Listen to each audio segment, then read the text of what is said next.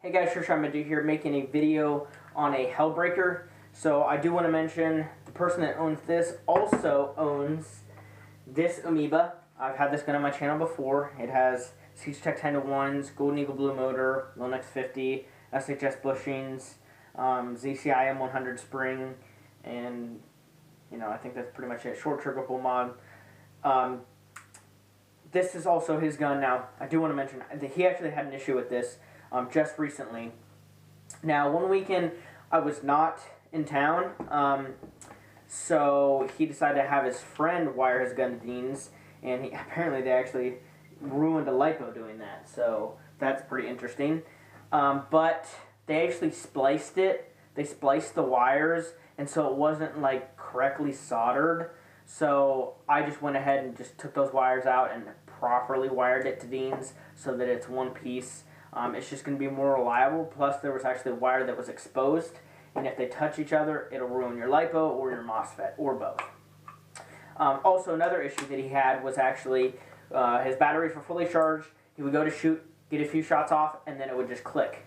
And basically, I knew it wasn't the micro switch because it was still clicking. Also, when you have issues with your MOSFET, a lot of times when you plug the battery in, it just automatically starts shooting. It didn't do that. It just sounded like a motor issue. And I knew there was nothing wrong major with the motor. Even though it was a used Golden Eagle Blue motor, I knew it was functional. And it ended up just being the springs, the brush springs. And they pushed the brushes on the commutator of the motor, and it basically wasn't making contact. So it just wasn't shooting. So I replaced the brush springs, brand new brush springs. The brushes were in good shape, just the springs need to be replaced. They're replaced, and it's good to go. So this thing is back up and running. He had this for about 2 months until he started having issues with it. Maybe it was only a month. I think it was only a month ago that I upgraded it. He said he's been having issues with it for, I think, like 2 weeks, and he wasn't sure because it had gotten better, but obviously this past weekend you get 3 or 4 shots off and it would stop, which it's not playable with that. So I got him hooked up, though. It's fixed, good to go. That gun is a really awesome gun, really good indoor CQB gun, and this is going to be his DMR for outdoors. So basically I'll start from the front and go to the back. This is not his suppressor. This suppressor is actually my brother's, but I just put it on here just to show you that you actually can fit a suppressor up inside of this handguard, or the rail system, the key mod, okay? It's not really a tight fit. It doesn't rub or anything, but you have to have the right size suppressor. Otherwise, it's not going to go up there. So I just wanted to show you that. I don't know if this is the route he's going to go, but this would look cool. There's a 14-inch key mod rail system on here, the Hellbreaker type rail system, and a 15 or 14.5 inch barrel, so the threads literally stick out like half an inch. So this is a really long rail system. He's got a long rail section on the bottom, and then a rail panel, or AFG. This is an AFG. It's a fake one too. You can tell just by the seam lines and the glare. It's bad, but it's fully functional. It's not going to fall off. It serves its purpose. The Hellbreakers come with these sights. They flip up and down. I think he's going to put an optic on here. If this is mine, I'd put an optic, probably like a scope, honestly, and then like a Harris type bipod up here. That would be cool, in my opinion. But I'm not into the whole DMR thing, so I haven't built a DMR. The body here is all metal. I don't know if it's aluminum or like zinc, alloy, or I don't know, pot metal. It's kind of heavy. It's very thick. It's a billet type, so it's made to replicate like a real AR billet receiver. So you get these cool logos, or not really logos, but design.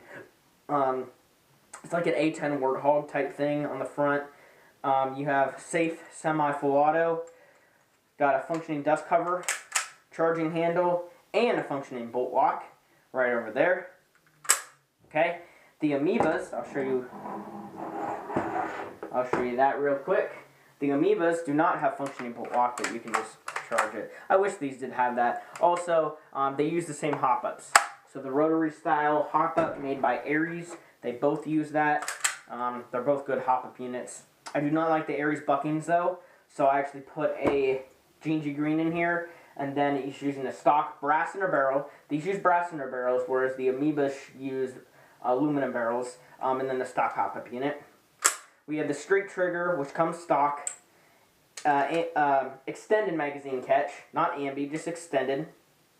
You got a QD sling mount here, which is in a triangle, so you can get all Illuminati confirmed. The pistol grip here has rubber on the front and the back, so it's super comfortable. This part's rubber, and so is that. And then the buffer tube does not use a screw and spacer. It actually threads on. So it's pretty interesting, kind of like a real one. The stock that it comes with is this. Now, I don't like these. I like the Amoeba ones better. Well, this is an Amoeba one, but I like the crane stock Amoebas better. This one, you can still fit a battery in the buffer tube, but he actually lost the screw. So now, in order to get it on, you have to get pliers. So I'll be shooting this gun without the stock. Internal upgrades. It has a ZCI balance motor. The reason why I want the balance over a high torque is honestly it's good enough torque. The gun cycles. You'll see it. It cycles fantastically.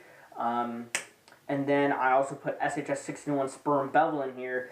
Use the stock sector, of course, because it's got the magnet for the cutoff for the MOSFET. But I was going to use the stock ARES bevel gear, and it just did not sound good. So it makes sense to use SHS spur and then SHS bevel. Mesh a little bit better, and the ZCI pinion gear meshes great with the SHS bevel. The reason why I got the SHS gear set is because I didn't use the whole set. I didn't use the sector, of course. But the reason why I did that still is because the stock spur gear in these things are trash. The same thing in the Amoebas. They are garbage. The Elite Force OEM, actually, well, they're ARES OEM, Elite Force marketed. They come in the Elite Force M4s, the Amoebas, and the spur gears are trash. I have replaced 4 spur gears in 3 different Amoeba and Hellbreaker type guns because they just completely break. Now, on Minis, I had his, I did a video on his V12 lower, well, his Hellbreaker lower. If you caught, I said that I replaced the stock spur gear for a G&P spur gear because it's much thicker and much stronger than the stupid stock one. So that is the same thing that comes in here. So you have an SHS one in here. It's never going to break.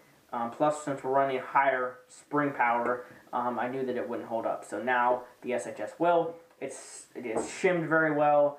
It's shooting 430 feet per second with a .2. That's with hop-up adjusted for a .3. So it's pretty good. The spring will probably break in a little bit. It is semi-locked. So he can obviously use this at fields. What else? It's got the ARES metal rack piston. It actually has bearings on the bevel gear. Whereas with the Amoebas, they only have bushings and they're crap. So they finally, when the Hellbreakers came out, they knew to change that.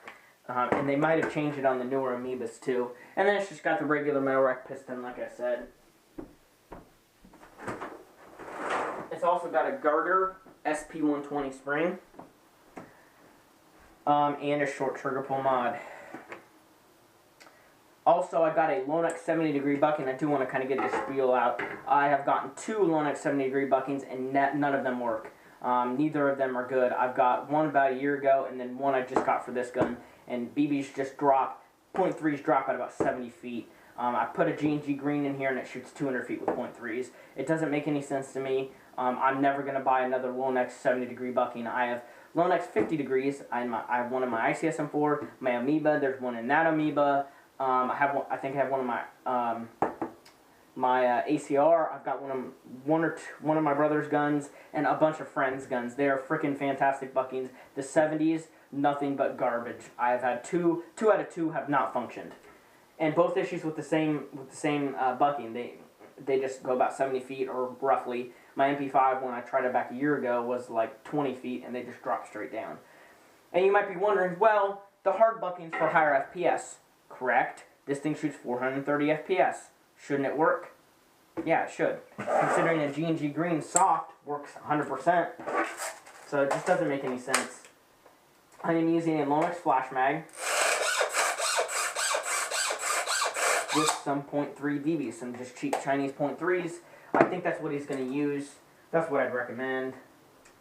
If he wants to do any other upgrades, maybe an inner barrel upgrade and put it through a suppressor, or just have it to the same length and foam fill the suppressor to make it maybe a little bit quieter.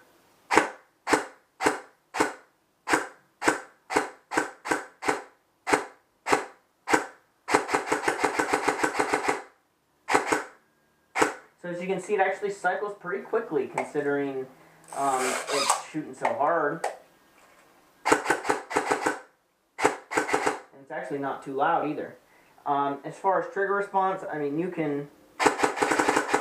It's still pretty quick.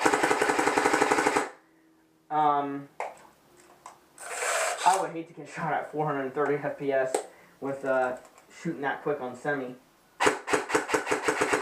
Range, like I said, it's 200 feet with a .3. There's no way you wouldn't hit somebody at 200 feet.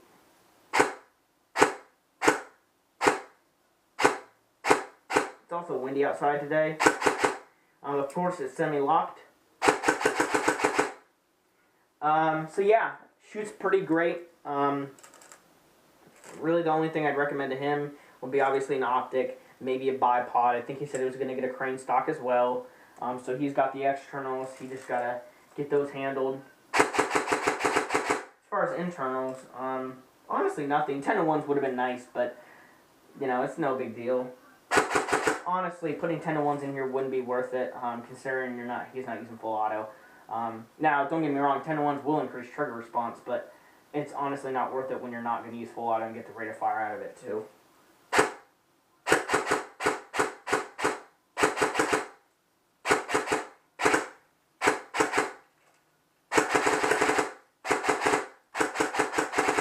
So, pretty nice performance. So, I'm going to shoot the electrical box real quick that I have out in my backyard.